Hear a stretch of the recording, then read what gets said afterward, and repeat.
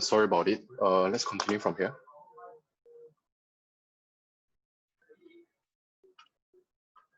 So this is a program schedule.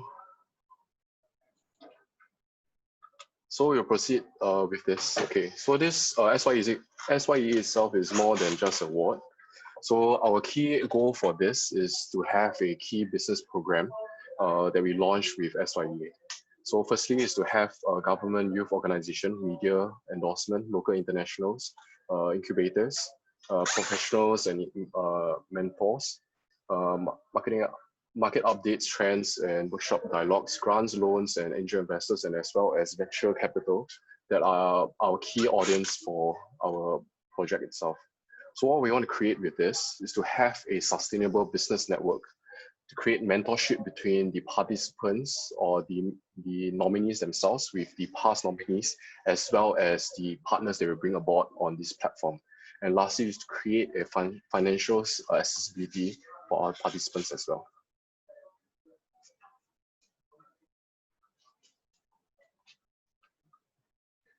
So these are our 6 key awards categories. The first up itself will be on good health and well-being. So the industry that is related to any of these 6 categories are our key targets for our nominees, and as well as key partners that are able or have thrived in these particular areas. So the first up itself we have on health and well-being. Second, on quality education.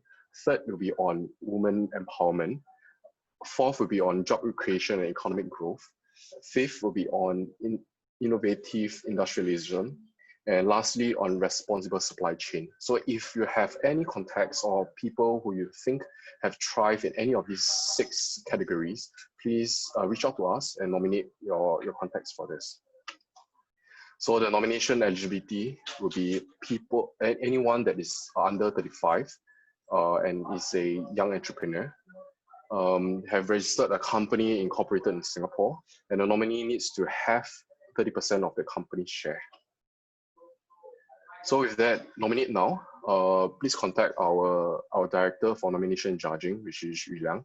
So please follow us in any of these social media sites that you can. At the end of the talk later, we'll post all these links into the chat, and please follow us. Thank you. So first up, our speaker is Bernard Teo. So Bernard started his career in wedding photography in 1999, and he have helped 650 couples to relive their stories of a major milestone in their life.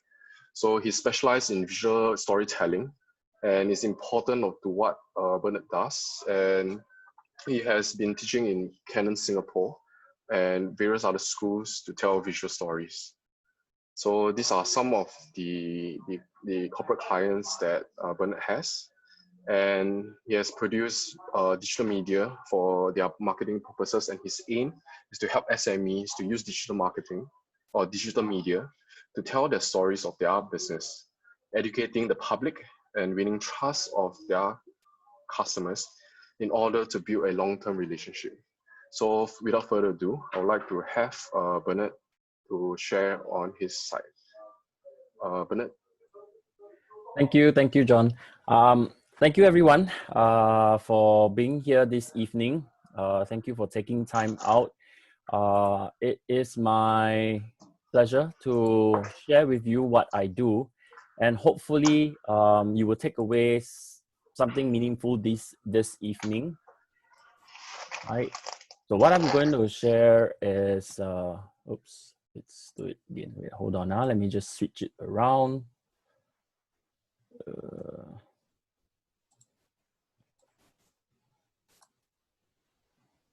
There you go.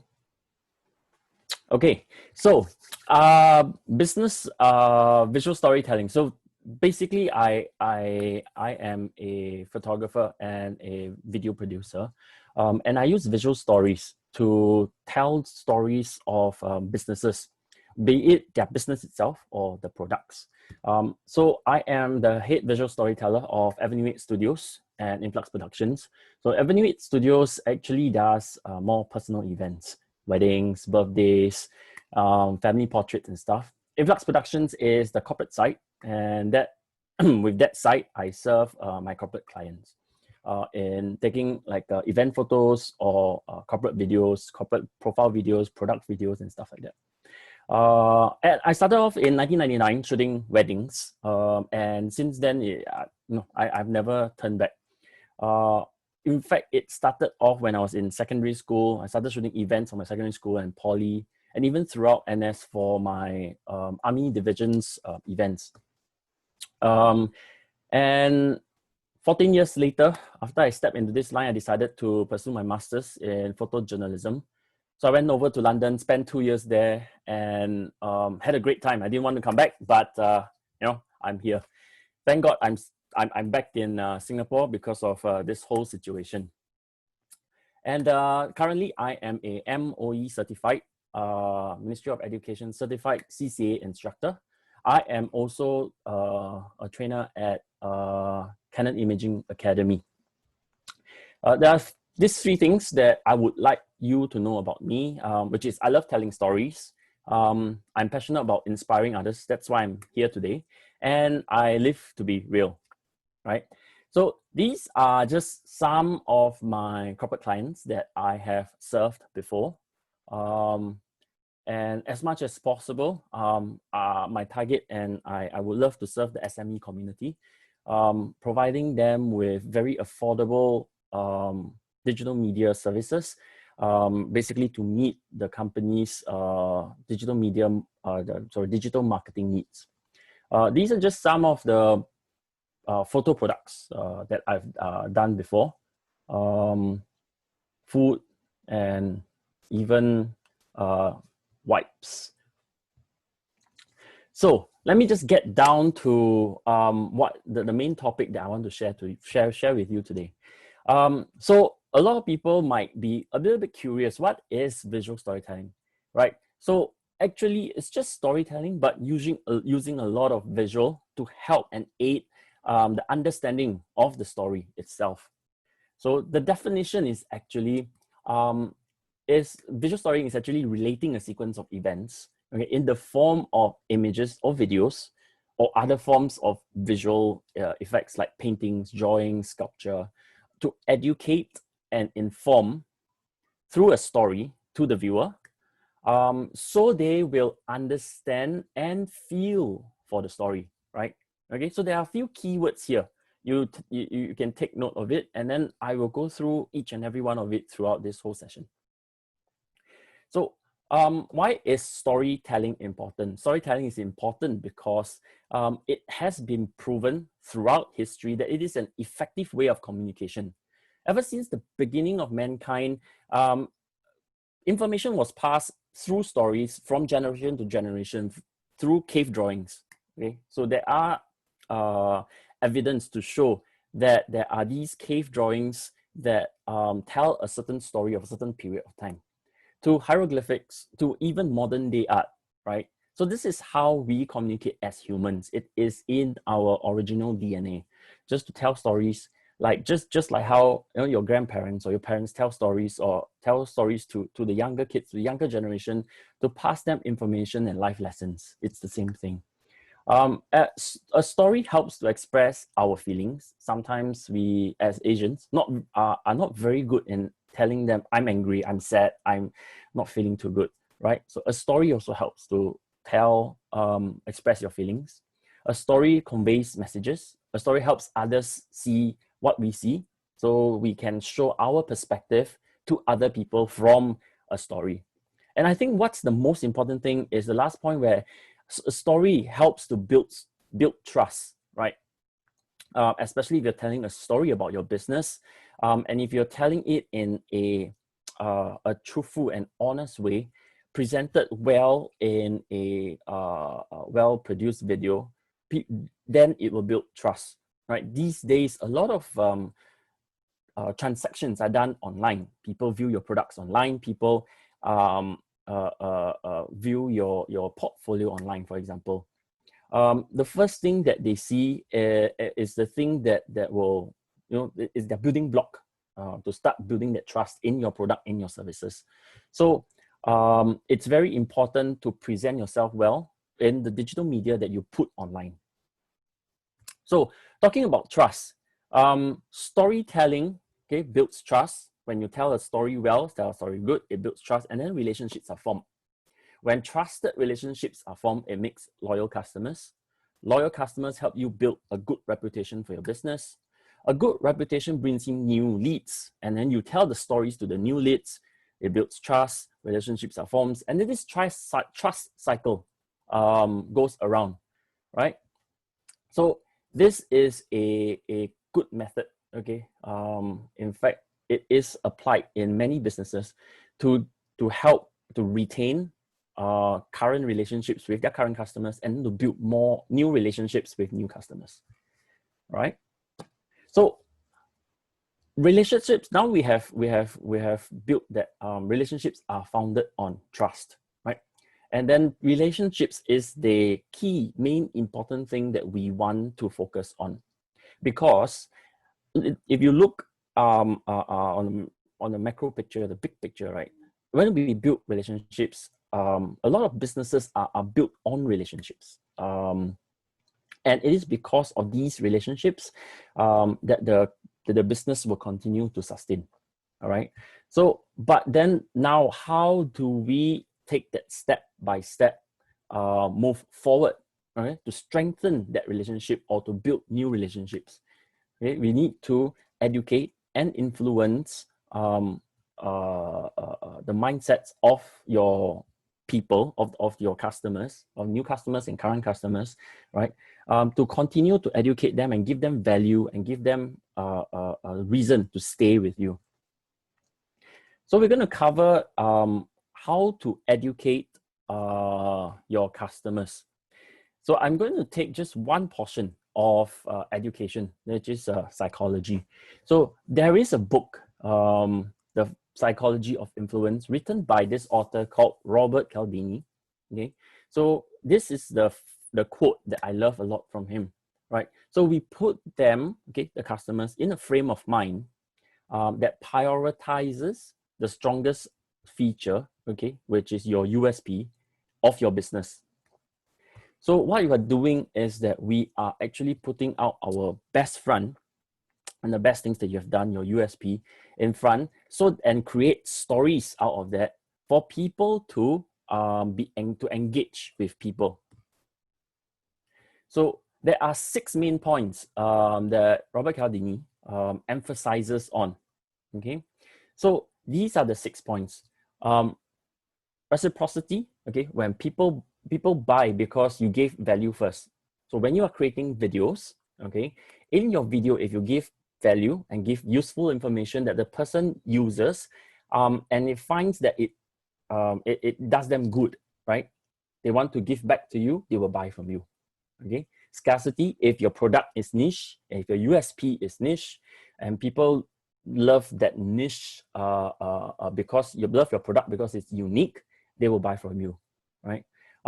Authority, people buy from you because you are the subject matter expert. When you say something, it means something, and it has been proven that the thing that you say works. People trust you, people will buy from you. Consistency, people buy from you because you consistently deliver products of a good standard, right? Liking is very, very common because people like your product. They will buy from you. If they like you, they will buy from you. Okay. And social proof. People buy because it's recommended by their friends, and this is also very common. So may be recommended by a friend or by a celebrity that is endorsing your brand. That is social proof, right? In each of these points, you can create a certain kind of video, create content from these 6 points, and then post it up on a consistent basis to help educate your clients. Okay, so how to tell a good story? In order to tell a good story, you need to have some marketing background, or rather some marketing knowledge to tell a good story, because first of all, you need to be able to identify your customer segment, right? Once you know the people that you are reaching out to, all right, and what they like and where they shop on, especially online. Then you research for the topics for that customer segment. Okay, research for the platform and the media to use. Platform meaning it can be YouTube, it can be Facebook, it can be Instagram, it can be TikTok, right? And the kind of media to use, whether to use photos, whether to use videos, whether to use GIFs, depending on, it all depends on what the customer likes to see and whether it relates to the product or service that you're providing, right? Then you produce the video or the digital media, digital content, and publish it, right? The last step is what a lot of people lack, or rather forget, okay, which is to gather and review statistics. So engage with your with people who like your video online, because the whole social media space is for engagement actually. So if you are able to engage and find out feedback, okay, so gather reviews, gather statistics, and then use that data to improve content for the next topic that you are going to push it out, so that you will be able to continually improve the digital media content that you push out in order to have a better reach and more efficient reach to the customers that you want to reach out to, right? So there's a little bit of marketing knowledge that you need to know. Then after that is the kind of content to produce, and then after that is a review, and then you work round in circle again. Okay, so this is the workflow for content creation. Then you may ask, what's the definition of content creation? So this is what content creation is. Content creation is the ability to identify the value, okay, so the value of your product or service, and produce useful, positive, and real videos or photos to educate and emote your audience, right? Once your customers are moved by your useful, positive, and real content that you produce online, they will naturally want to buy a product from you, all right? And there are different types of purposes, right? So there are different types of purposes that you are creating content for. So you need to identify whether you are creating for advertisement purposes. So advertisement is usually a short video, okay, 30 to 60 seconds, posted for a certain period of time, maybe 1 month. So that's an advertisement, and then advertisement changes from season to season to season. Or is it for branding, right? Okay, so for branding video, you might be doing one very good 3-minute video, for example, like a company profile video, and then you post it on your website or Facebook page as the main video to explain what your company does. Or for engagement, engagement is for produce things like giving tips. Okay, so if you sell makeup products, right, you give tips on how to use your products, how to make yourself look better, how to have better skin. All these are for engagement, continual engagement. So you have short videos that gives very useful, valuable tips on a constant basis, right? So every 2 weeks or every week you post something up, and this is constant engagement. Or is it just for a one-time announcement service, right?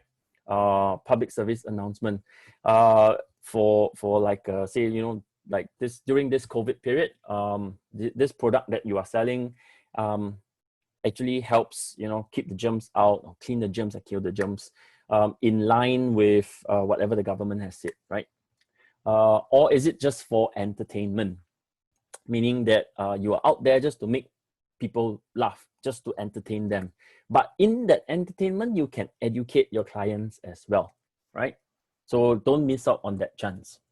So the different platforms, the different types of content belong to different types of platform, right? So for videos, there is Facebook, Instagram, Snapchat, YouTube, TikTok, live streaming and stuff like that. There are podcasts, so only verbal, okay? So you can put interviews or on iTunes or Spotify on the podcast. If you have written content, if your product requires a lot of writing, then create a blog. You're reaching out to businesses, you put it on LinkedIn. You're reaching out to general public, you can put it out on Facebook, on Twitter. Images belong to Pinterest, Instagram, Tumblr, Facebook, right? So you need to know the different types of media should go onto what kind of platform. This is this information that is taken off Hootsuite, and this shows the kind of social media that's being used around the world, right? As you can see, there are a lot of people on social media itself. So if you are running a business, 100% you need to be on social media. But what type of platform depends on the kind of products or services that you are providing. And the kind of how digital media is around the world is impacting us, right? And the world's most used social platforms are as listed, as you can see. So this may help you to prioritize how much you spend on each platform.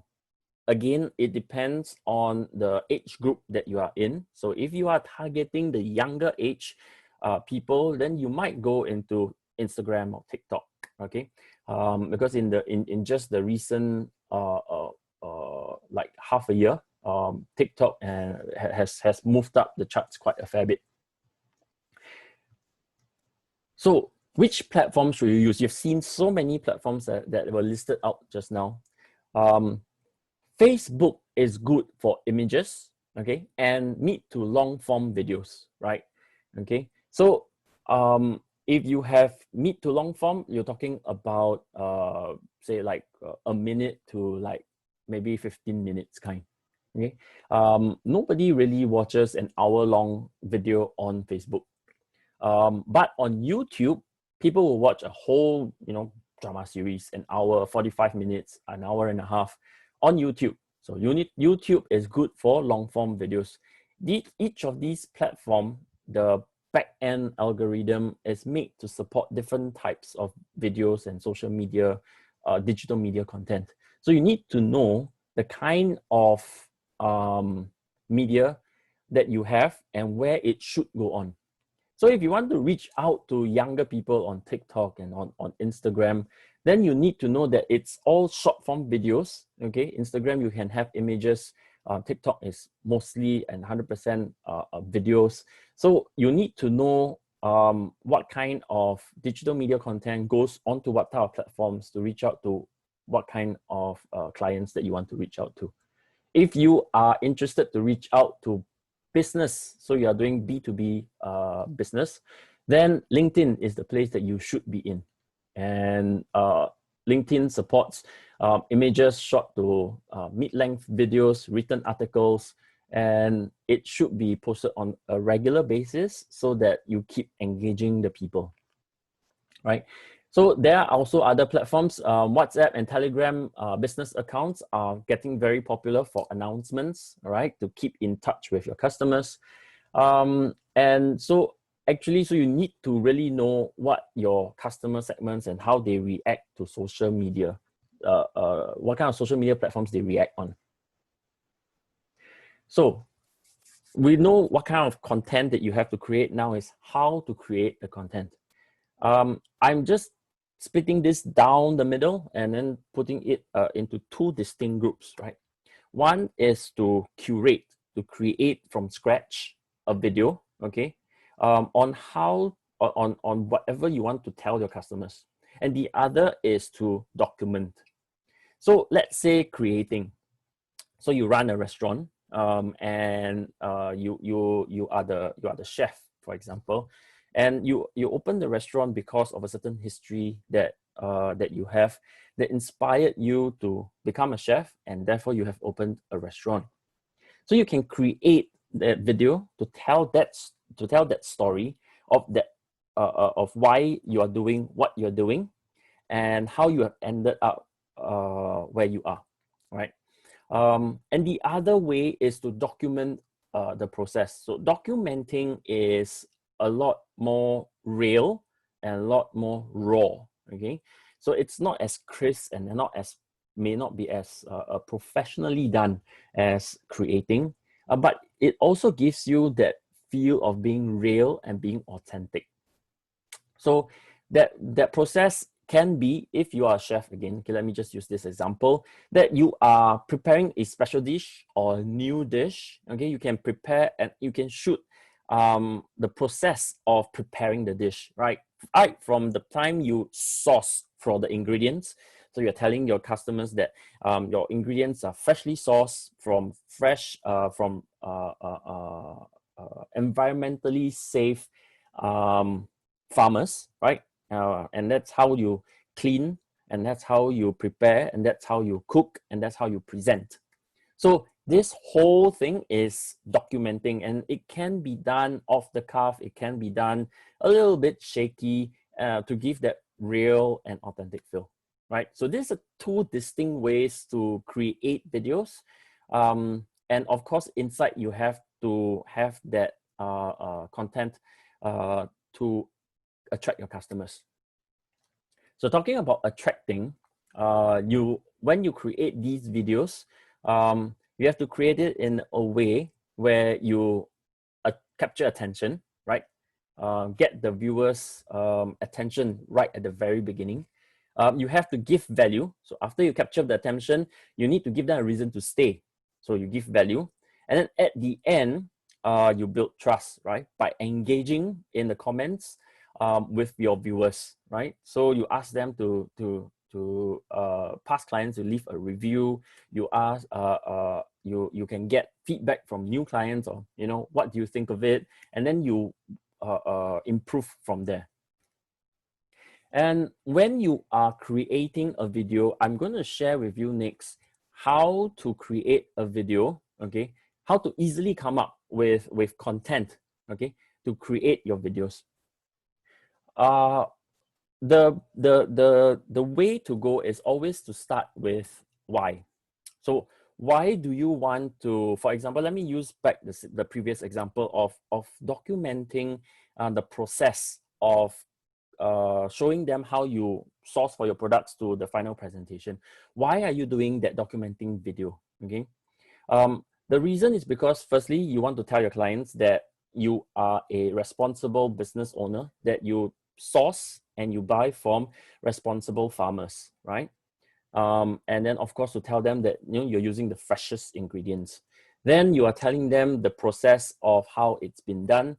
You show them the skill. You show them that you are the subject matter expert. You show them that you are doing things the right way. And then of course at the end, you show them the finished product and why they have to come and eat, because it looks good. Come down and taste it, right? You can't taste it from the video, right? So the reason why is a very good and very strong foundation to start off of thinking about any kind of content that you want to create. So this is the golden circle, which Simon Sinek, I'm not sure if you heard of him. For those who have, and those who haven't, there is a website, simonsinek.com. Go find out and listen more about how he explains about the golden circle. But the main gist of it is that it always have to start with why, and why always comes from deep in your heart. Okay, later I'll share a couple of examples of whys and how it relates back to what I'm doing.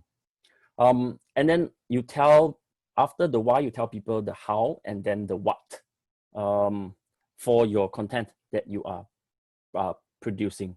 Okay. One way to check, okay, whether your why is good enough, okay, this is just one way, and it's through my own experience, that you can double check your why by checking if it's a fact, if it's an experience, if it's the truth. Right? If you can fulfill all these three, and I'm very sure that you'll be able to come up with content that is like that people will like. Right.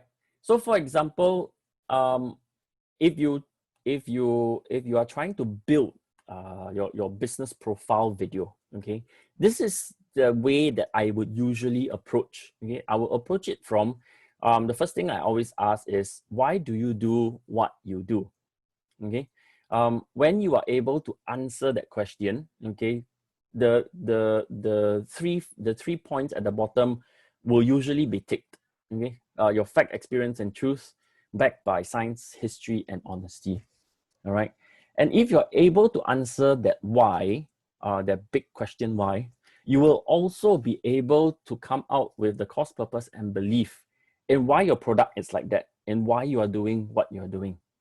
Okay, so this thing starting with why is a very important point and a very important foundation that I rely on for the foundation of my business and the way that I produce my videos for my customers as well. And at the end of the day, I think ultimately we have to be as real and as authentic as possible. And to do that is just to be you, because everyone is unique. Everyone grew up in the different environment with different experiences, right?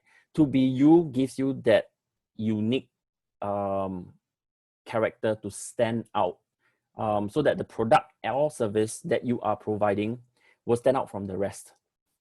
So everyone may be selling the same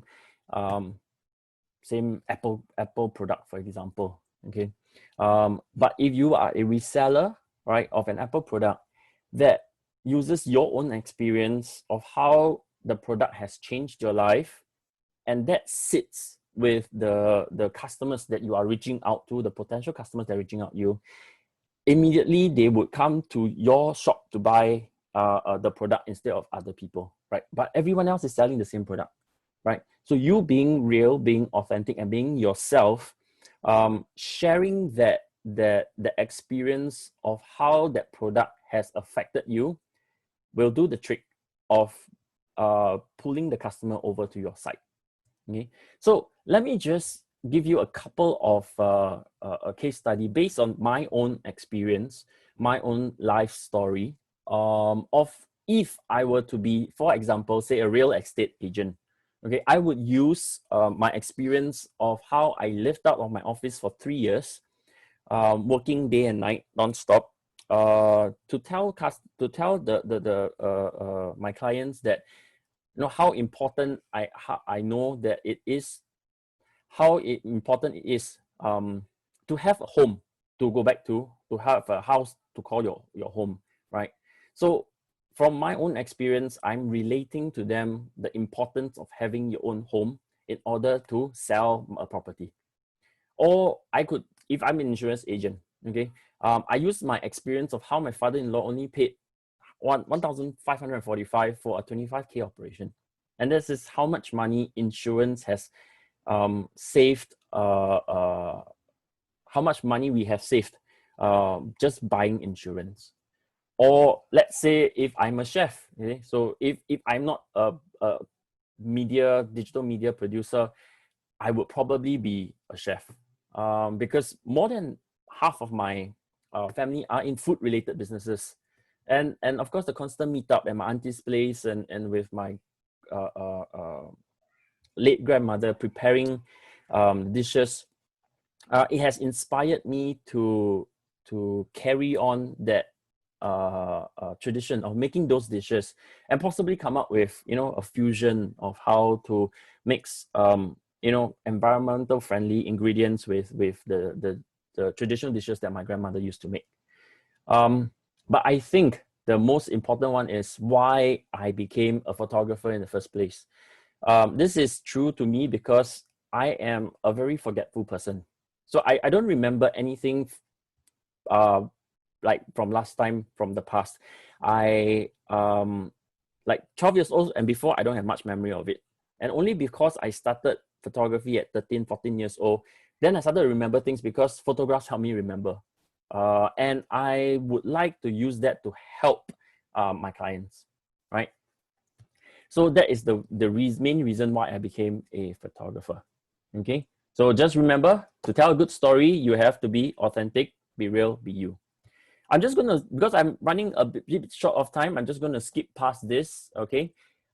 Briefly, just tell you that this young boy went to the States when he was very young, at 11 years old. And while growing up, he realized that his life story is very different from the rest of his classmates. He started sharing his friends started asking him to collate all these stories into a book, and therefore he wrote a book. He's none other than Kevin Kwan, okay, the writer of Crazy Rich Asians, and as we all know, it became one of a best-selling novel. Plus, it became a movie.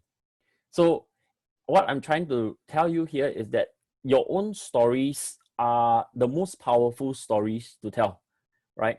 You don't need to tell anyone else's story. Tell your own story from your own point of view, but put in things, put in information to educate your clients about the product that you are able to relate to. All right. So in short conclusion, the main thing to remember is just get started. Okay, nothing is perfect.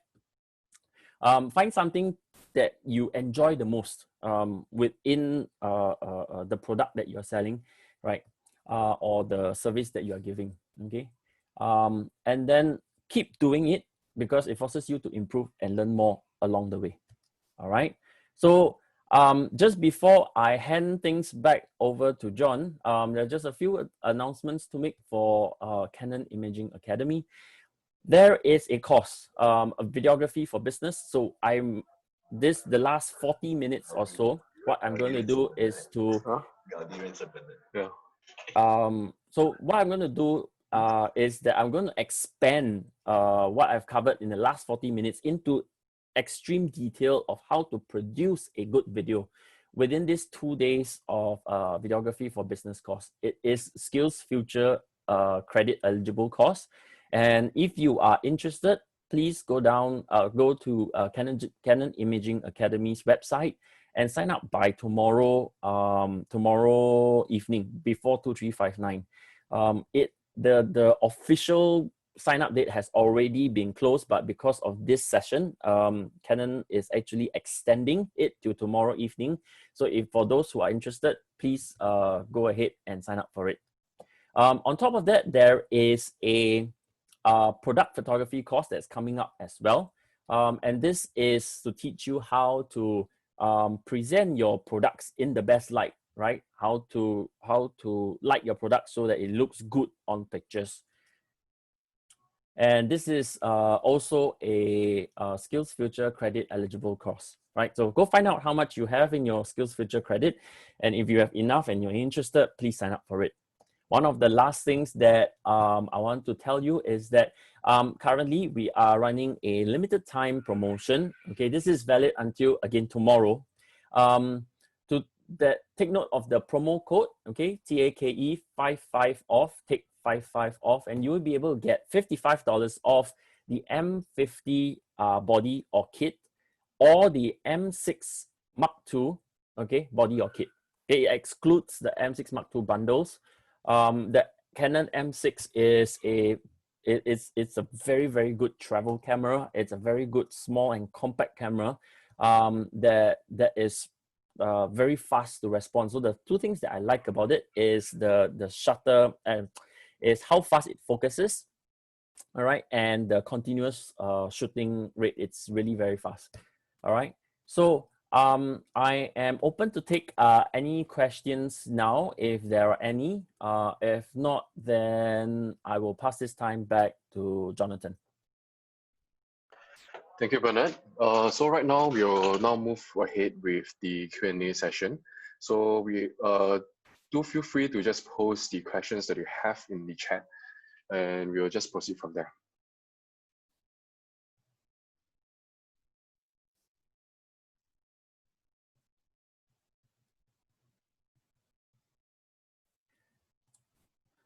So yeah, just say a hi, a great shout out to Dion. Dion, thank you for joining in. A pleasure to have you here. I've learned great things from you, Dion. And Gaudi, I haven't seen you for so long, bro. I hope you are doing fine. Okay, so that's Kai Chua has asked. So when you run out of idea for content creation, what do you do? Okay, so there are many ways to find ways to create content, right? One way is to go back to that 6 points of influence, psychology of influence, right? From there, you can do a mind map of each point, and then each point, if each point can come out with 5 or 6 different points, you have 5 or 6 different videos times 6 points, you already have 30 different types of videos to do already, right?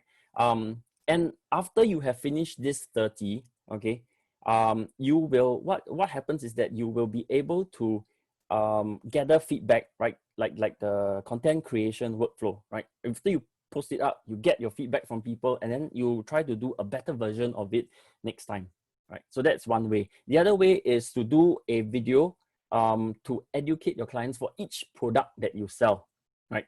If you have 10 products, you have 10 videos, and then you can, one product, you can tell them, you can teach them about, you can break it down into small little segments, right? Okay, so you can teach them on how to use it, right?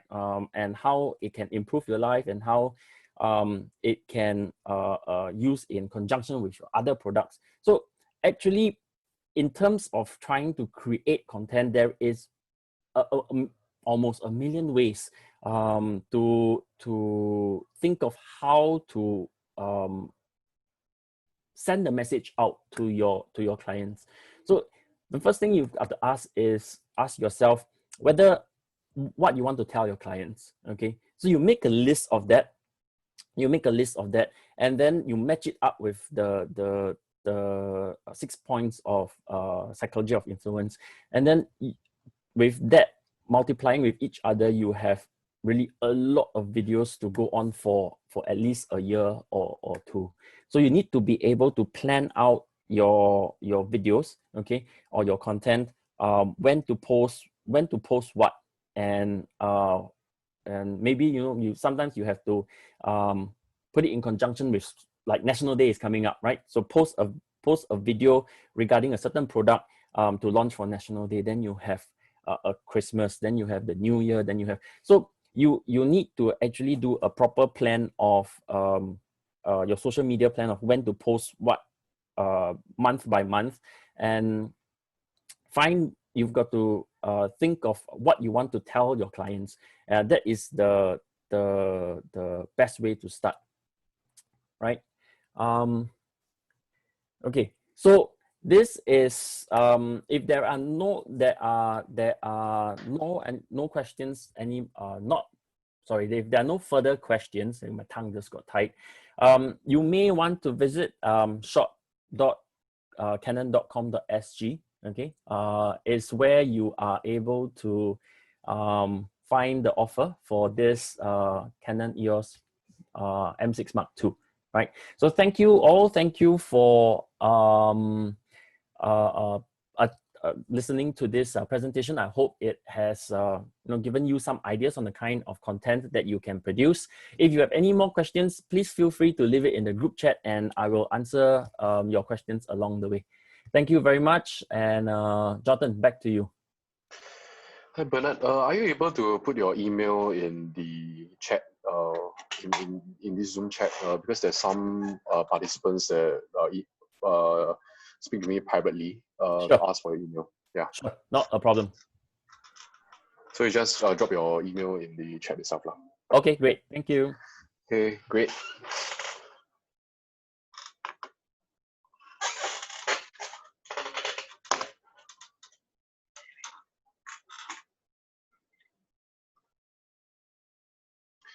So I'll now move on to our next speaker. So in the meantime, if you still have any questions pertaining to Bernard's presentation, please feel free to put the questions that you have in the chat. So now I'll move on to our next speaker, Philip Wong. So Philip is the CEO and co-founder of Vision Group Corporation. So Philip is a Singapore certified management consultant that specializes in e-business, franchising, and branding, with more than 20 years in the business of e-commerce. So he's one of the first few sellers on eBay in 2004, which sold more than 20 million items online. So in 2013, he co-founded a e-commerce technology company called Shang Commerce Private Limited, which deals with B2B and B2C solutions to companies. And they managed to get listed on AXX within 3 years of startup. So today he's the co-founder and the CEO of Vision Group Corporation, a blockchain technology company that focuses on empowering companies to drive adoption of blockchain-based solutions. So he'll be speaking on the e-commerce systems itself. So with that, Philip, you can share your screen.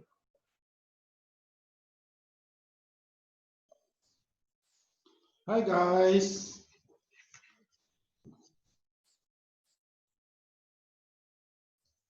Okay, let me share my screen. I'll just try to share my screen now.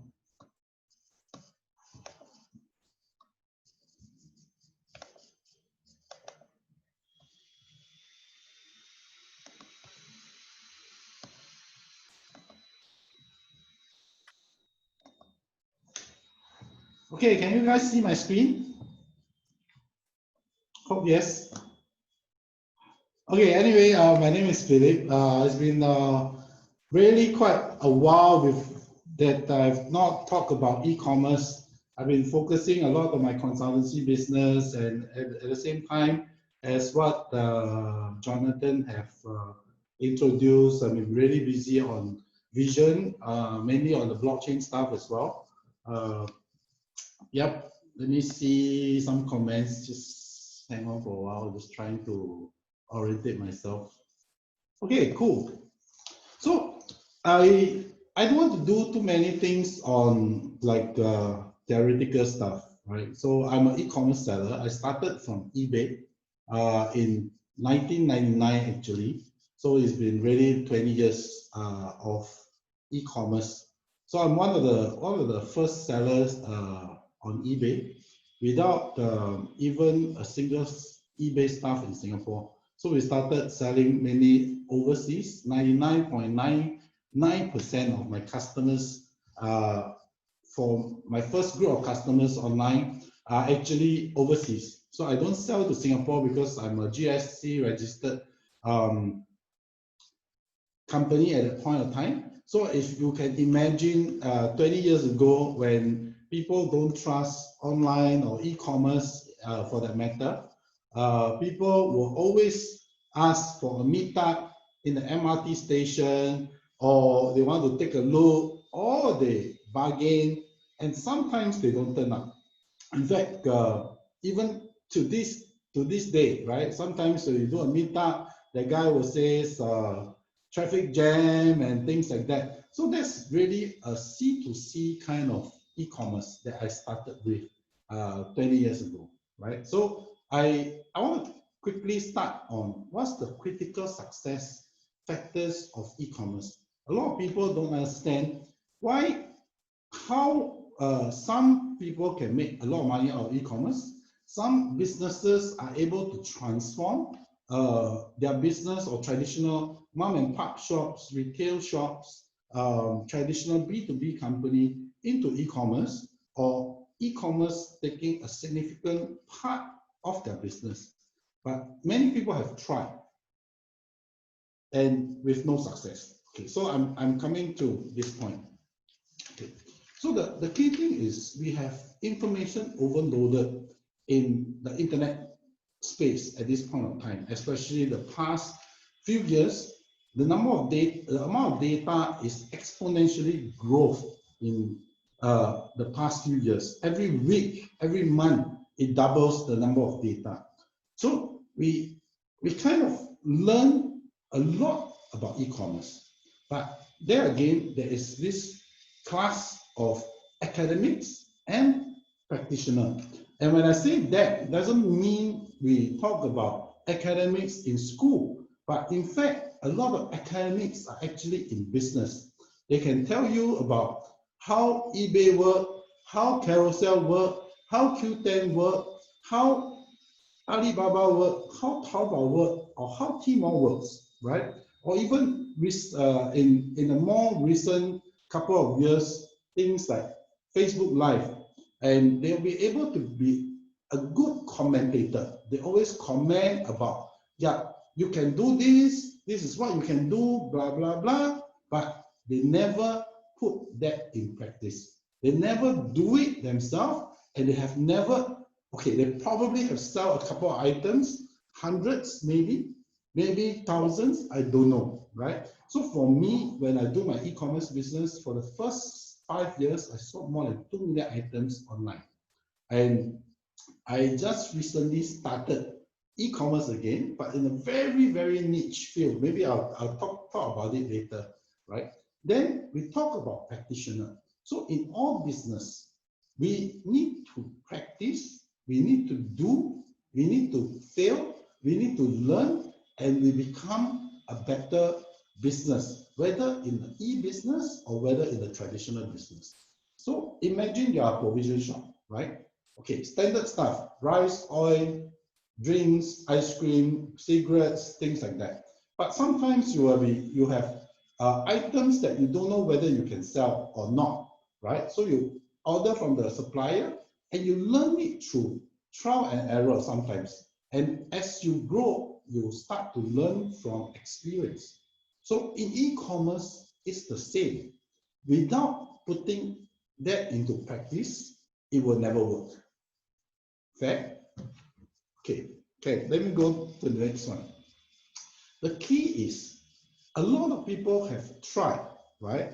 And says, yes, Philip, I have an e-store. I built it 5 years ago. I have get probably $20 sales over the past 6 months, right? For the past 3 months, I got nothing. Or maybe for the past 3 months, I got a couple of $1,000s. It's not even 1% of my revenue in the company. So what do I do, right? So the key thing is this. First, don't give up.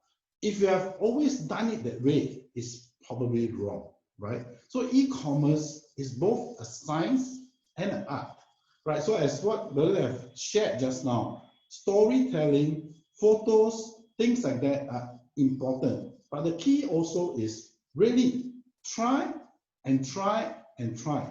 If you don't give up, one day you'll be successful, right? So the next thing is you must set your expectation right, right? So if you don't have an expectation, then it won't work. But I showed you this cartoon because of the quotation. So the new guy around here. Okay, so anyway, I got a question or something. That is not moving. Oh, is it moving?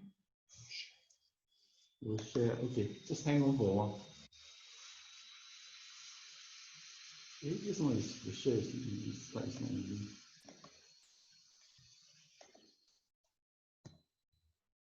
Can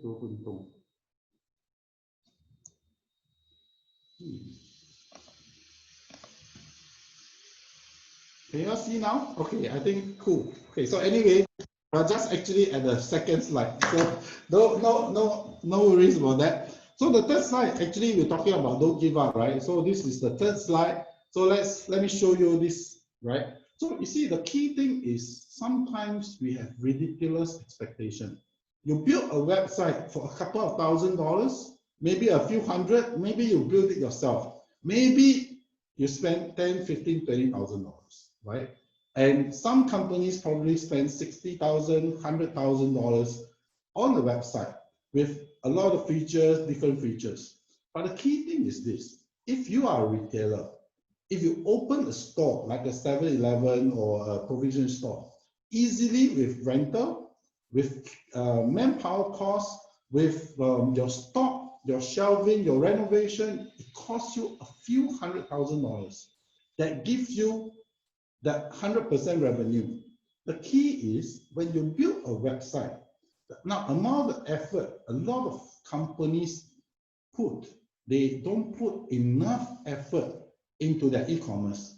And by putting a $5,000, leaving the e-store there and hoping that somebody will click, find their website and click and buy something, I think that don't work. I can guarantee you it won't work, right?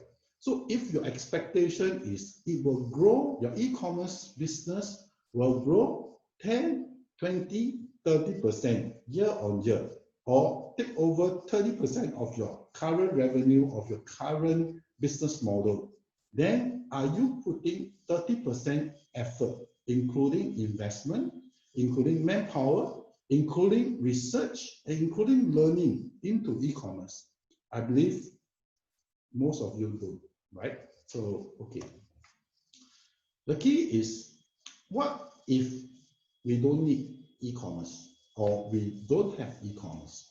I'm not going to scare you. This is when I started e-commerce, it was really amazing. It was really eye-opener for me. Without looking at the customer face, without interaction, money is first sent to you before you actually send your goods out, right? So I'm probably those people around my age, or maybe slightly 5 or 10 years younger than me, will have probably heard about this, right? So the internet or the e-commerce have made many millionaires, and you actually make money in your pajamas. So the key thing is this: when I mentioned about what I did previously, every morning when I wake up, right, I actually see transactions and money into my PayPal account, because most, if not all, my clients are actually in US, in UK, some in Australia, Germany, and things like that.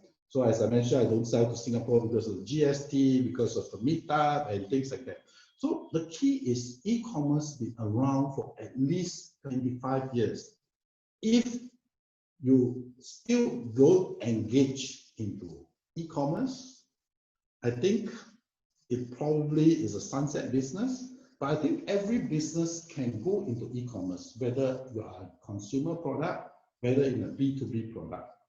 So I'm going to probably give you a few skills to start off, to get something going in terms of your e-commerce. If you have zero sales at this point of time, probably the next few slides can give you some insights. So I'm not going to bore you in all the theoretical terms in e-commerce, or what modules and things like that, right? So as I start my presentation about academics and practitioner, you need to try, and you need to learn and put into practice, and learn it yourself, because all business is different.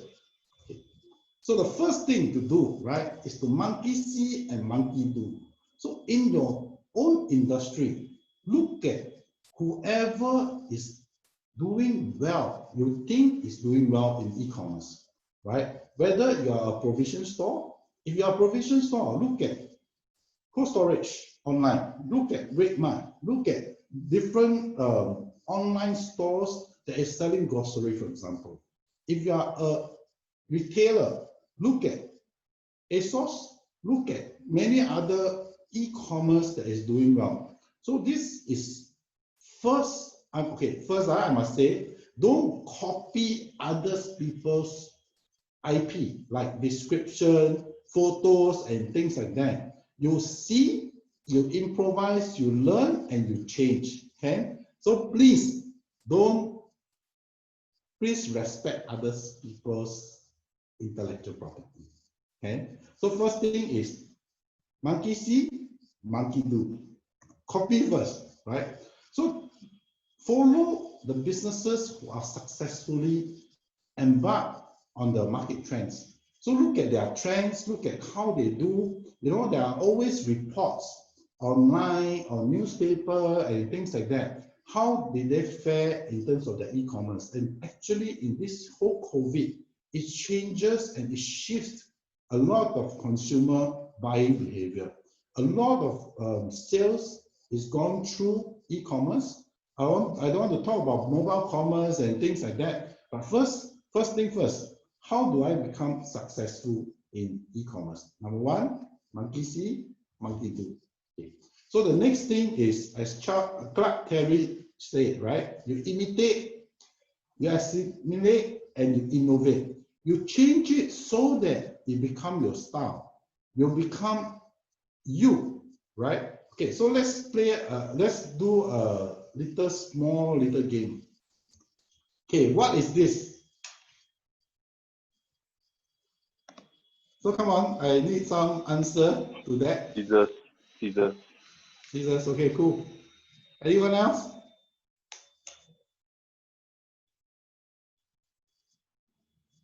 Right. So what I'm going to show you is a very important point. Okay, what about this?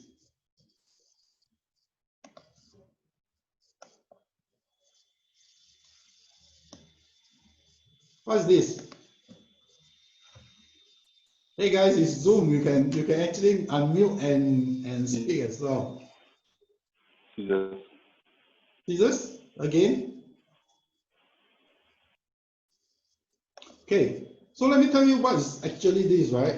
So you see the screen? It's actually called the portable stainless steel corrosion-free fishing braided line scissors. This is a specialized scissors that actually cut a fishing line, not just any fishing line, but a braided fishing line. A braided fishing line can be 5 strain, can be 8 strain, can be 12 strain. So 12 different small little strain of lines braided into one fishing line.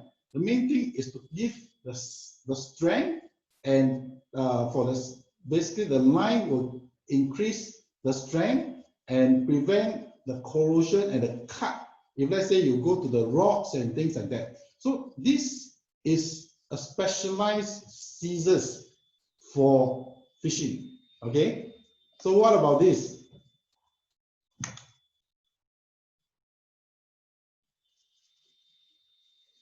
Anyone?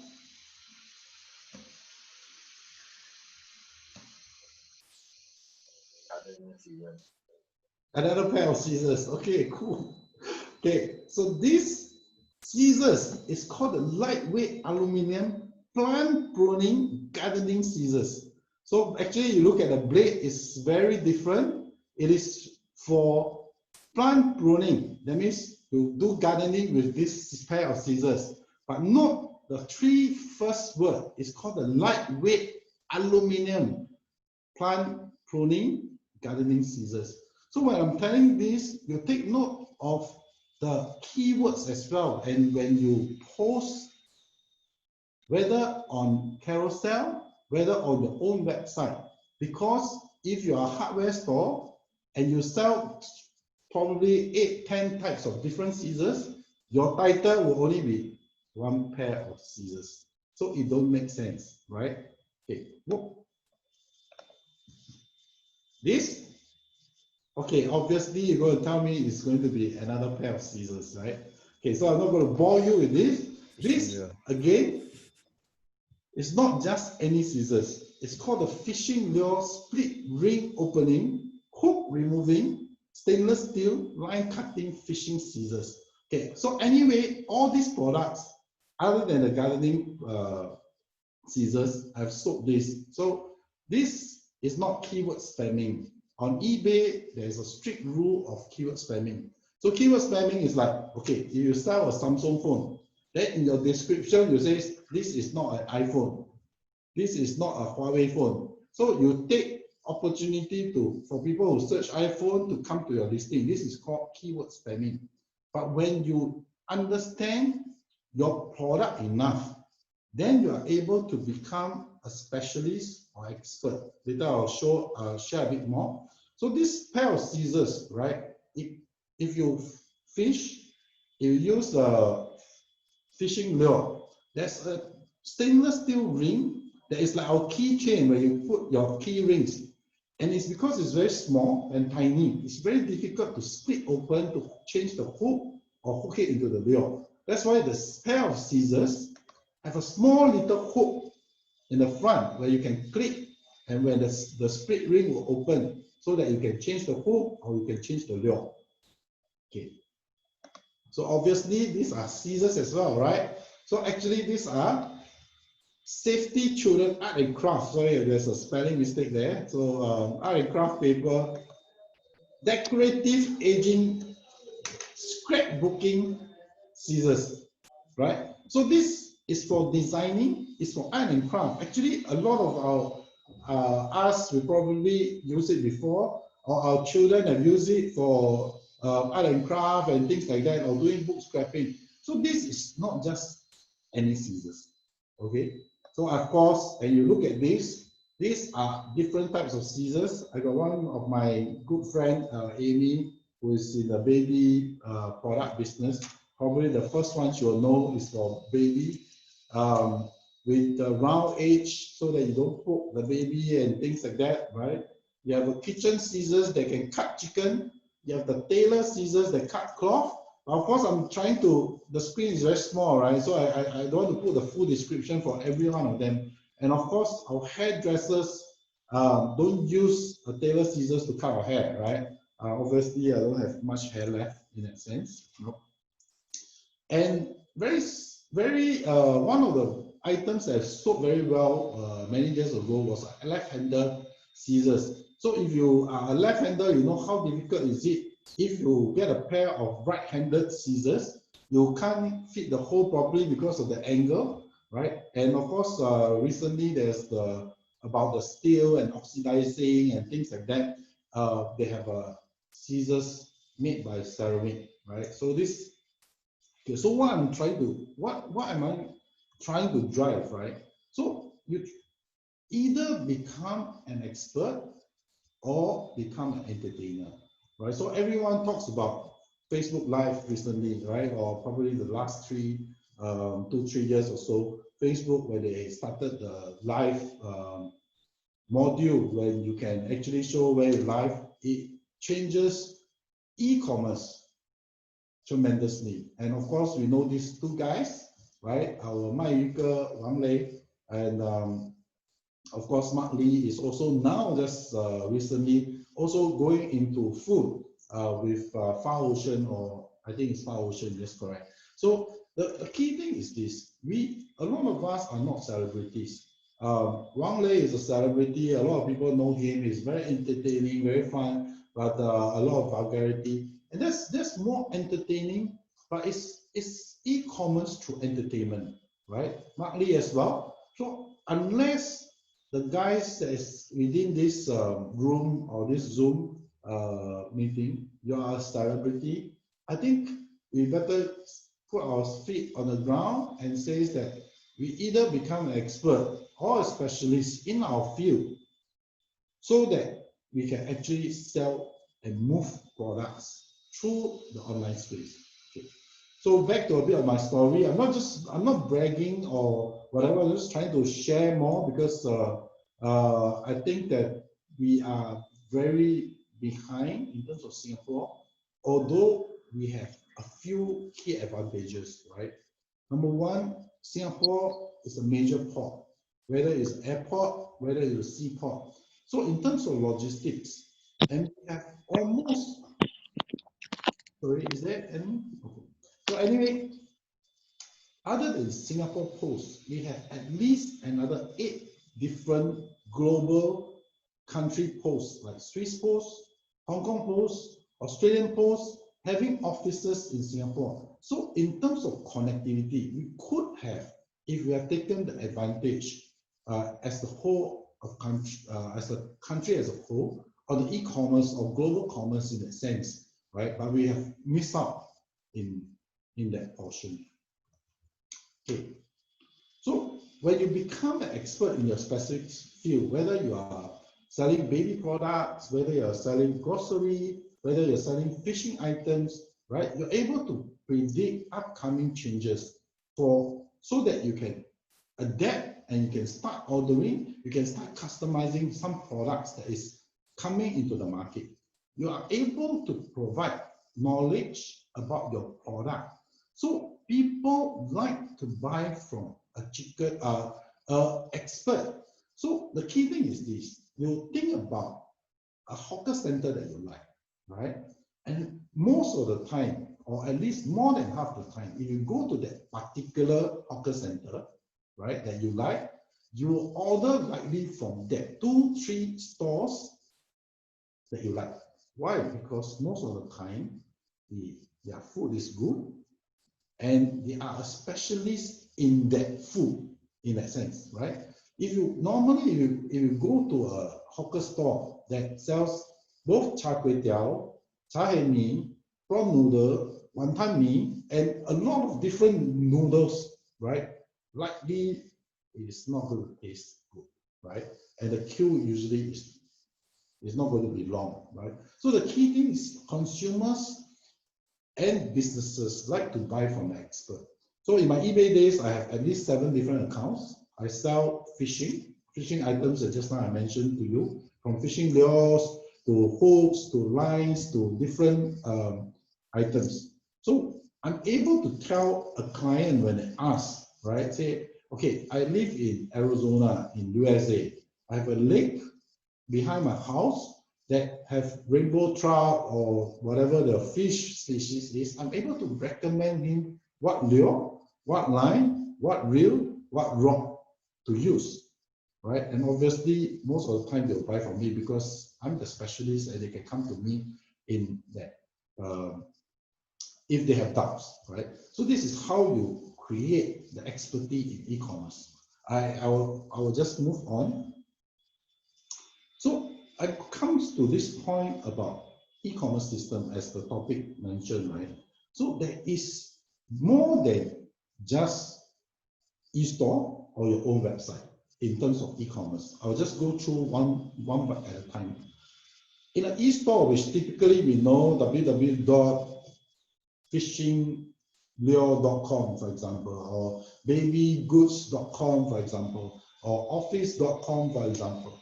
These are called e-stores, where you buy specific items through the merchant own shop space or shop front, we call it, right? So this is the e-store.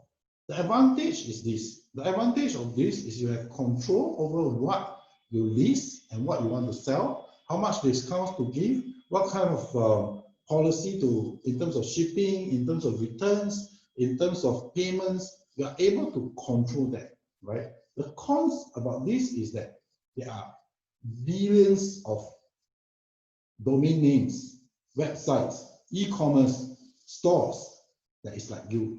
So how do you then get people into your store? Okay, so this is another great monster altogether. So I'll just move to the next one. We talk about the next huge part of it, which is the social commerce. I can't put everything into this page, but WhatsApp commerce or WhatsApp business is very new. Couple of years. They are recently launched. They're going to launch payments. They are really testing WhatsApp payment or WhatsApp wallet in the WhatsApp business and WhatsApp user, right? We all know about Facebook Marketplace, where you can list items and goes to the marketplace. Traffic not fantastic, but you can also post in Facebook many different ways. One or the other. On the bottom corner, you see Facebook Live, which is just now I shared a bit on Michael and Mark Lee and things like that. So on Facebook, there are different ways to do it as well. So recently, I started to be very interested in this thing called Thai amulet. So it's basically a religious amulet that you wear. And I was quite surprised it was in Thailand, it's probably a $20 billion per year business. So I was I was just doing all my research and things like that. So on Facebook alone, you can do war bid, you can do a fixed price. So basically you post something, you post a pen on Facebook and says that this one box for $9.90, interested, please PM me. So this might happen. Or you can say, I have this box, the start bid is $1, bid on the comment. I'll close bid at 2359 tomorrow, and then whoever bid the highest get it. So on Facebook, there are many ways to do it. Of course, Instagram, the young people love it. There are a lot of people doing research of the items that they like or they want to buy online on Instagram. In China, we have the WeChat, and of course, we look at a lot of videos on TikTok. I know of a couple of friends in China who basically sell items only on TikTok, right? So basically, when TikTok came in a couple of years ago, it's not just become an entertainment, but also for businesses or individuals to promote their items on TikTok and collect orders through Alipay and things like that. So on the social commerce, the key thing is social, right? People that have like-minded comes together, right? So in Singapore context, what will be interesting will be that maybe we have a social commerce or social platform that is run by trade association, like for example, Tampines North neighborhood stores. All the retailers come together. When you live in this neighborhood, you can get your grocery, you can get your fish, you can get your wet market store from this community, so to speak, right? The other part will be like interest group and community apps in terms of social commerce. For example, pets owner get together, whiskey drinker sharing and also trading their whiskey on a social commerce platform that can build your own marketplace, right? So I move a bit further. Another place called the external marketplaces. So we all know that RedMart, Shopee, Lazada, of course, Carousel is doing fantastically well. If you're in food business, you can't know that you won't forget people like Food Panda and Deliveroo, and especially during COVID, right? They've been doing fantastically well. Q10 as well, right? So the key thing is on e-commerce, there are many, many different platforms, different channels for you to tap. Okay, then internal marketplaces, there's a lot more for B2B. So I'll give you an example, right? So you sometimes see your coffee uncle in the coffee shop lifting up, like, so for my age, right, lifting up his glasses, looking at his mobile phone and start working. And you start thinking, uncle, how come you now don't do your business and you start playing games? Actually, it's not so much that, right? So now a lot of these huge companies or the bigger companies, they provide mobile apps or online ordering for these coffee shops, clients, provision shop, the B2B sides of their clients, when they actually just place their order on the mobile phone, and that saves them in terms of productivity, in terms of cost for van sales. So if you remember in the other days, a lot of salesmen goes to individual retail store, coffee shop to just take order, go back, process the order, maybe tomorrow, maybe next week, the goods will be sent to them, right? But nowadays, you don't even need to do that anymore, because this is the internal marketplaces are created to facilitate the ordering process. Of course, there's increasing of the productivity, saving manpower, saving costs, and also the most important part of it is the data collection of you're able to predict your clients' ordering patterns as well. I'll move on. The other very huge part that we missed out, as I mentioned just now, was global commerce, right? In Singapore context, we have all the goods that we need. We have, and especially, of course, I'm not saying the government song in a sense, we are multiracial. You got Indian, you got Malay, you got Chinese, you got whatever from different countries. So you see, the key thing is we have no short of supply of goods, right? So how can we then tap on the global commerce? And because we are already a very international city, so to collect US dollars, to collect British pounds or Australian dollars, that's no issue, right? So Amazon, you can join them for their global site, which you sell mainly to US and the other different countries, or you can join them locally, like Amazon Prime.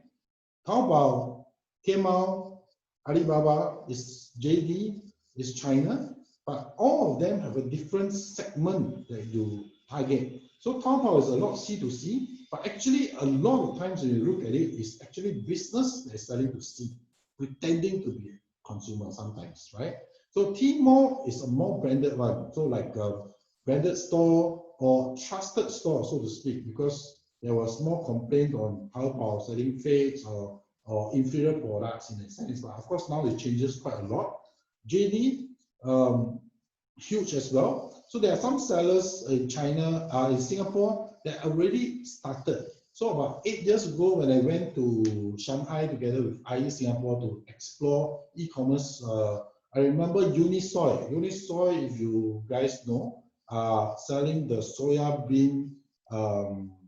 milk powder, right? So it goes into sachet and things like that. They're already there in China, and they're doing fantastically well. So of course, Prima Deli, the laksa instant noodle, right? It's one of the world famous, so-called touted as the best instant noodle in the world, right? They're also on Tmall and different China marketplaces already. Of course, I mentioned about eBay. Alibaba is more on B2B. I have a couple of clients who are on Alibaba as well. They focuses on B2B, right? So in fact, they were there as a Singaporean company, but sometimes their goods are from China and they supply to Singapore, India, Pakistan, which they will never be able to attract if they only just have their own e-store. The key thing about global commerce or marketplaces like Lazada and the one that I've mentioned before is this, right? You treat them, if you are a retailer, you treat them like a shopping mall where there are multiple different stores in the shopping mall. But the key thing is they give you the traffic. They give you the people that are already willing to buy, right? Of course, with that, if you pay a shopping mall rental, obviously you will need to pay this platform a fee, whether it's a final value fee when after you sell the goods, or they sometimes will charge you a money fee, sometimes they will charge you a listing fee, sometimes they charge you all the fees, right? So eBay, I stopped eBay because I was a bit angry with them in the sense that they charged me when I open a store, I need to pay a fee. When I list, I need to pay a listing fee. When I promote, I need a promote fee. If I sell my products, I have to pay a final value fee. But anyway, that's past already. I think they've changed quite a bit, but the traffic is still there. One very interesting one that I've never tried before was Wish. If you look at some items and sometimes you float up on your Facebook page or your Google page, right, with Wish, and you're just amazed that you can buy something at $2 with a shipping of $1.50 and things like that. It's just totally amazing. So this is e-commerce in terms of global commerce. I'll come to a few more. Mobile apps, right? Don't do mobile app for the sake of doing mobile apps, right? So you must have a reason why you want to create a mobile app. So I have a client who, the first screen is called Dafco. So basically they sell waterproofing cement and things like that. They have an app as well. So the app is more for consumer, and at the same time, they actually have a back end for a B2B for their contractors to earn points and to do ordering as well, right? The center one is called the Pekka. This is the social commerce that I mentioned to you. Pekka is like a social commerce app where pet lovers come together, pets lover trade together, and then on the app you can record your vaccination of your pets, the name of your pet, what pet you keep, things like that. So it's very close loop kind of thing. And this social commerce is getting more and more robust. Okay. The last screen is actually a feng shui app, right? So basically you can get your feng shui for this year or read your birthday or things like that for as cheap as $9.90 renminbi or things like that. Of course, in the app, they start upselling you and tell you more things, and you want a more detailed face-to-face interaction like us doing Zoom in that sense, right? So interesting, right? Okay. Very important part of the e-commerce system. So I probably shared about 7 or 8 different systems, right, in e-commerce. The other part is how do you integrate your offline operations as well, right? People, and in terms of like logistics and things like that. So the right-hand corner you can see is Woolworths, which is a grocery store, very famous in Australia. They now have a click and collect. So basically you order, and then you go to this parcel locker, which is 3 different temperature: room temperature, chill temperature, and also frozen temperature.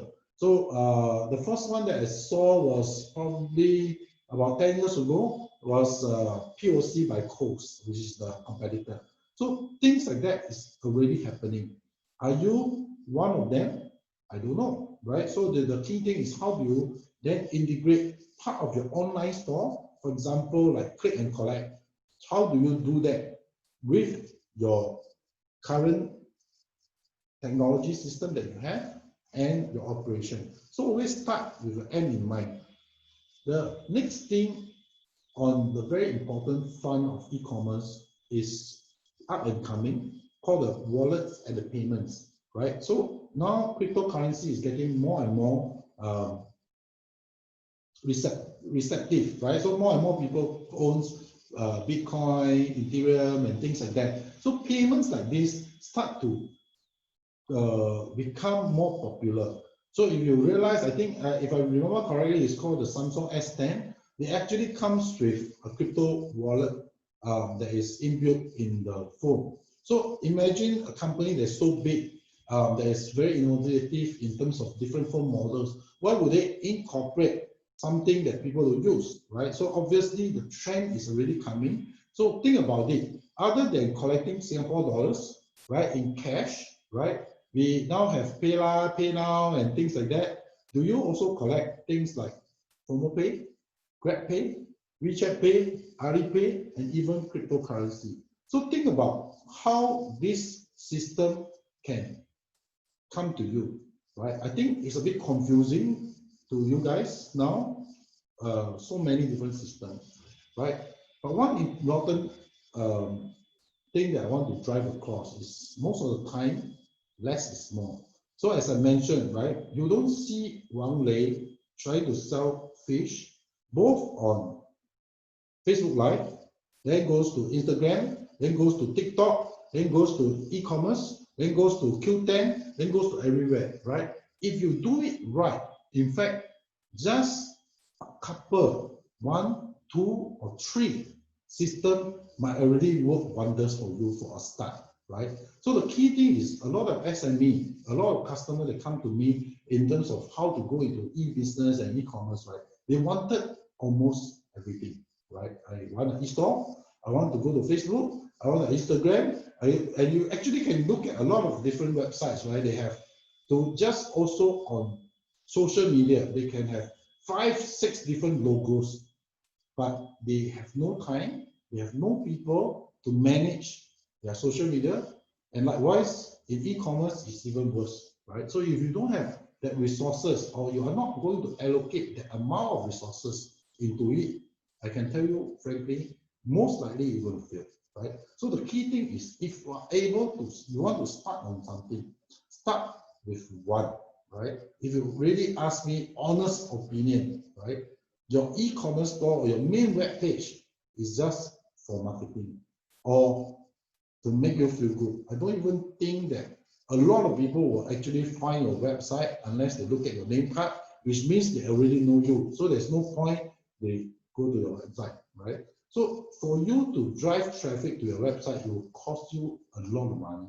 My suggestion is to start off with marketplaces, start off with something that will relate and immediately transform or save you money. For example, if you are a B2B company, look at how to do an internal marketplace where you can use less manpower, create more efficiency in terms of the whole process from the customer order to the customer receiving the goods. Okay. So I'm going to tell you a story about this guy called Apri. Anyway, my nickname previously when I was very young, they call me Apri anyway. I'm not okay. So this guy called Apri owns a jewelry store, right? So he wanted to go into e-commerce and says, okay, so how do I do it, right? So the current issue is that they have one store and they only sell it locally and in a fruit market, right? Can be Geylang, can be in a Toa Payoh wet market or things like that. So the next thing is, how do I go digital, right? And to be honest, most bosses will say, let's get an e-store called the apridurian.com, right? The key is when they start this, very unlikely you're going to get sales unless you start spending a lot of money on Google Ads and things like that to promote your e-store. And of course, to supplement this, it may work, or it actually will work very well if you get your regulars who actually travel, let's say they travel 20 minutes or 30 minutes to your store to get the fresh durian. Instead, every time you sell them the durian physically and put in the red plastic bag, give them a card and says that, no, look, we now have a website that you can order directly, and this is a coupon code. So the keyword is the coupon code. You induce your current customer from an offline customer and turn them into an online customer. At the same time, you do promotion every once in a while. You're able to track them whether they are buying from you and continuously buying from you or not. The next good progression is to start a simple Facebook page with a Facebook store. I'm not going to sell Koyo here. I mean, we do a system that actually can integrate your e-store with your Facebook store and all your e-commerce store and things like that. So one of the next steps that you can do is to do a Facebook page and a Facebook store and start selling. Oh, today we have new milestone, take pictures, and of course use whatever you have learned from Burger about storytelling. You know, the milestone one come from Pahang and blah blah blah. Open, wow, yellow, very nice, and things like that. You know, record videos like that to induce buying. I mean, you may not receive 100% of your customer from online. After they see your post, they look at your story, or they look at the yellow meat, they feel very nice. They'll drive all the way to your store in Geylang and buy a durian, which is also a good thing, right? So, okay. One other good progression is WhatsApp. So remember I was talking about WhatsApp business. So in WhatsApp business, what you can do is you do a lot of communication through WhatsApp, but it can be automated through this system. So in Apui's sense, so you can set certain parameters. So every time I order a durian, I will say, okay, let's go to Apui WhatsApp and says, hey, we got new durian today. So automatically, anybody who posts anything and asks a question, it will come up with today we have Mao one got 224, got this. The price is this. Then the next message can be a pop-up and says, hey, we got offer now. You order 2, get 1 free or whatever is it. So promotion inducing purchase on the spot is very important. Okay. The next thing is then everyone will say, okay, now that I have a e-store, I have a Facebook store, I have a WhatsApp store that integrated, can I now then have a mobile app, right? So the key thing is, why do you need a mobile app? The main thing is, a lot of people don't look at their Facebook as often now in that sense. Of course, through WhatsApp, you can send them messages and things like that. But if they are willing to download your app, you can actually push notification to them. And of course, through a mobile app that later I'll share a bit more. I got 5 minutes left. I'll try to finish this up with loyalty points and things like that. Okay. The next part is called the pre-ordering, right? You can actually do pre-ordering through mobile apps and things like that that I mentioned. You also can integrate the system to offline advertising. So because you got a main store in Geylang, now you have a big digital signage that you can actually control the whatever to be displayed on the digital display that is linked to the store, and maybe create a QR code as well. When the store is closed, people can actually scan the QR code and order for tomorrow in that sense, right? Okay. So imagine he have other people, his friends also selling durians or selling other fruits. He can then create, or maybe the association called the Singapore Durian Association or Singapore Fruit Seller Association, come out with a marketplace when all Singaporeans who wanted to buy fruits can go to these people, but not just from one seller like Redmart or things like that, but actually from a collective different seller that you like. For example, you like to buy from Apui durian, you like to buy mangosteen for another guy called Asan or whatever is that. Okay. So imagine if this Apui start to have a lot of outlets, then he can use the internal marketplace to take ordering of plastic bag. You know, the key thing is when you look at actual operations, a lot of issues comes. I need change, I need I need a plastic bag, I need this. So upgrades will overwhelm with all these operational issues. But if you are able to do it digitally, then you can save a lot of time. Okay. There it goes to online marketplace, start to sell on Lazada, Fin10, Redmart, or maybe even came out frozen Mao Sanwang to China, right? So things like that. They create loyalty points through an e-wallet when you integrate to your mobile app and things like that. And last but not least, AI to predict the market prices, to predict these outlets, different outlets sales and consumer behavior. Last but not least, he can integrate to his accounting system, records, and things like that, so that it becomes a holistic business. I'll share the slide with you if you all need the slides. It's not really a lot of information. It's quite a lot of information, but it's, I think, easy to understand. One of these very important chart is one of the systems that I created. It's basically a step to which you will look at different numbers 1, 2, 3, 4, 5, 6, 7. It's probably a good indication of an SME going digital. Probably how it will integrate. But I don't suggest any business to go into everything because it's almost impossible to manage, right? So the last but not least, I just want to go into this part. I know the government is giving a lot of grants, but the current grant that the government gives have a very limited scope. Of course, you can do EDG and things like that. The key is don't get yourself into just wanting the government grant. Understand what you want to do in terms of your e-business, in terms of e-commerce. Then you talk to consultants, SGPC for that matter, you want to talk to us, I think it's fine as well, to look at then how can we address the new business model or the shift of your business, right? Get focused. Don't go in after I share these 50 slides with the 10 different types of module and start going into your office and start changing everything, right? Just focus on one key portion of the e-business because e-business is really, really huge. From B2C, from social to B2B. With that, thank you very much, guys. If you have questions, I will take them. Thank you. Thank you, Philip.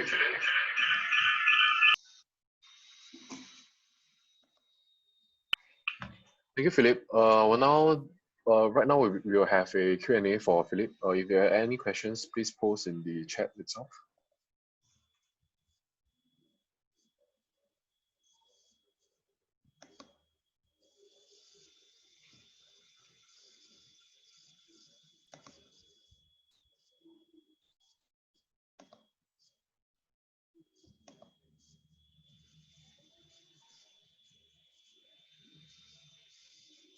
What?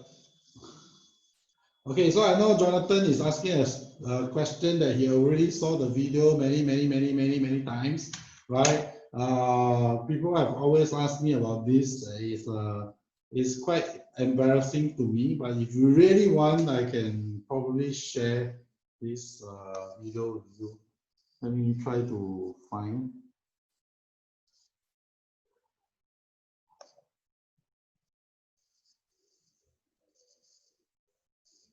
I think maybe you don't need to show the video. You can just share about what how that came about. As in anyway, it was an amazing story. So actually, I started my eBay journey in a very strange way, right? So I was actually keeping fighting fish, but every time I like something, I become a crazy person. I start buying more and more, right? So my whole HDB flat is full of fighting fish, but it can cost me something from $20 to $200 each fish, right? The key is then I was thinking, why don't I breed some of the fish myself? So that's how I go into eBay and start finding how books about fighting fish, right? So if these books, I bought 2 books from eBay, and when I read these 2 books, there's this thing called the Indian almond leaf, right? So it's all along behind the airport, that straight long road. There's tons of trees there. There's plantation, so to speak, in East Coast Park. And when previously I lived in Toa Payoh, there is three huge trees in front of my door, in front of my house, right? So these are actually Indian almond leaf. I say, okay lah. So I bought something on eBay. Maybe I try something on eBay, right? So I just pick up some of these leaves and I put in the package and says Indian almond leaf for breeding fighting fish, right?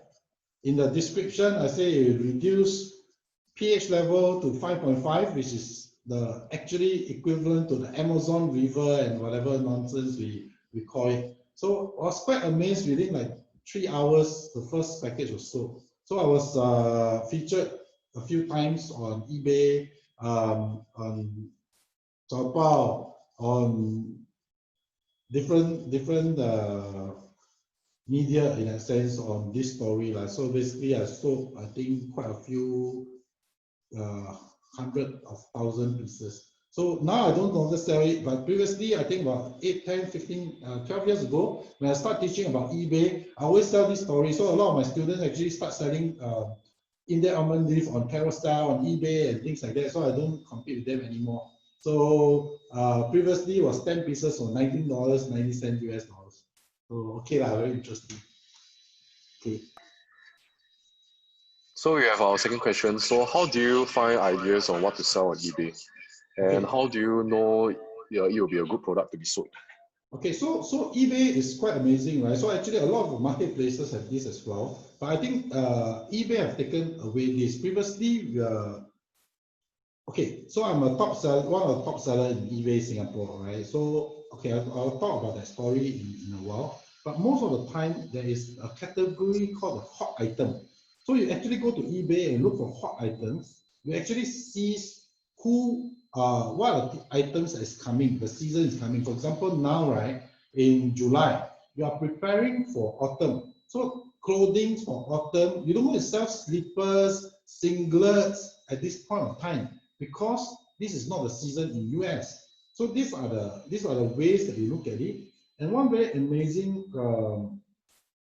feature on eBay is that you can actually search a product, and then you, under the advanced search, you can click completed items. So meaning items that is closed, and it will show you whether it is sold or not sold.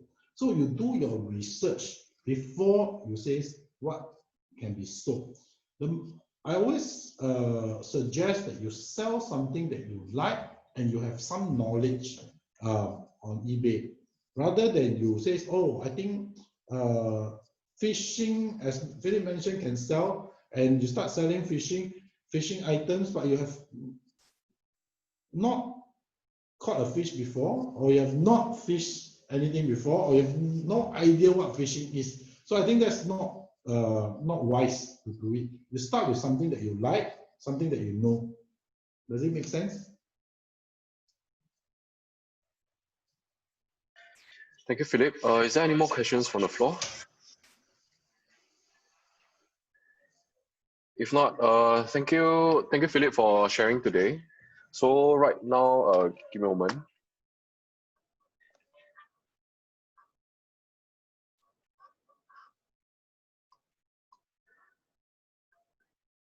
Yeah. So thank you everyone for today. So right now, can everyone on your camera, and we'll take a photo.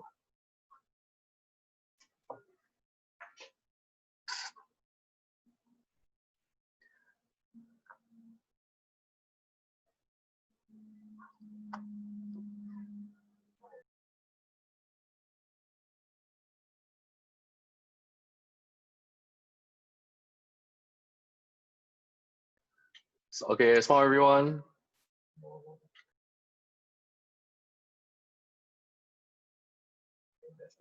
Okay, thank you everyone. We come to the end of the seminar for today. So before you leave, please go to this link over here to give us some feedback, and all feedback itself will be taken to improve upon the webinars that we have moving forward. Okay. So last up, please follow us on these links itself. I'll post the link in the chat shortly. So follow us and to have our event updates. And if you have any questions, please email us at admin@syea.cc. So take care, everyone. And Ciao. yeah, ciao, guys. Thank you, everyone, for today. And I will post those links in the chat right now.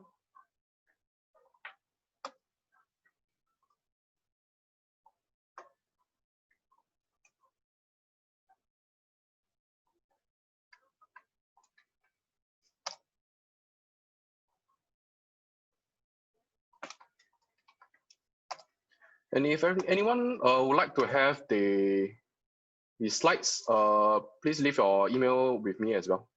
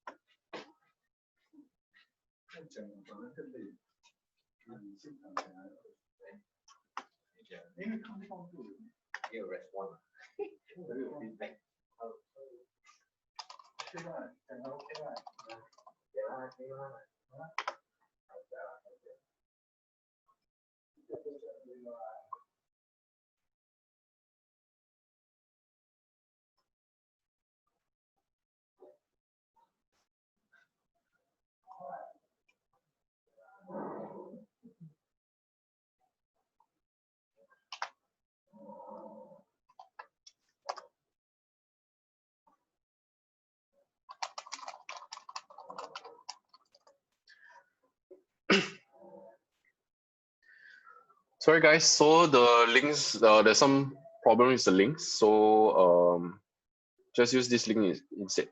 Thank you.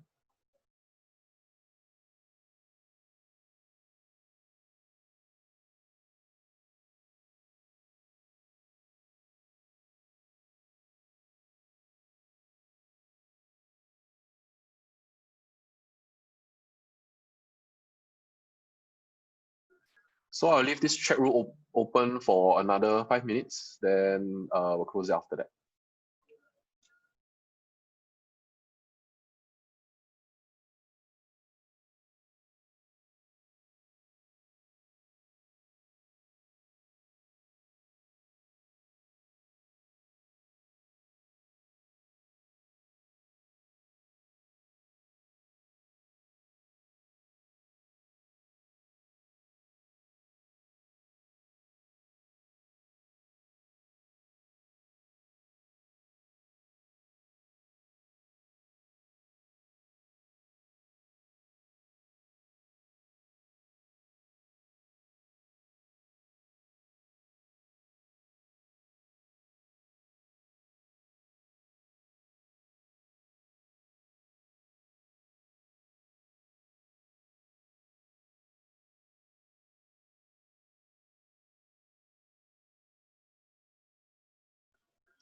Do remember to add us on WhatsApp as well. So the links is listed in the chat as well.